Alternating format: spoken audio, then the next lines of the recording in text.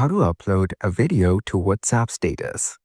To get started, first of all, open up the WhatsApp application on your phone. Here, you can view all your chats with friends on WhatsApp.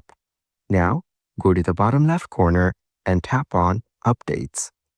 Here, you can add a status on WhatsApp. You can also view your friends' statuses.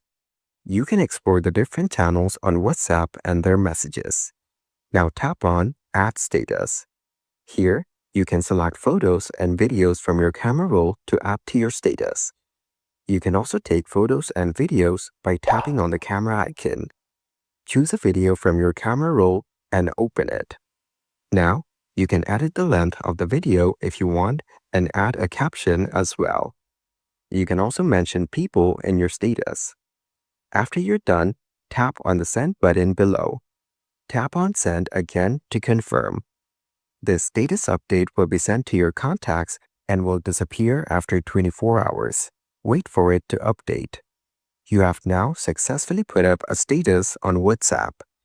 If you want to add another status, go to your status and tap on Add Status. You can also check how many people or who viewed your status by tapping on it. Following these steps, you can easily upload a video to WhatsApp status.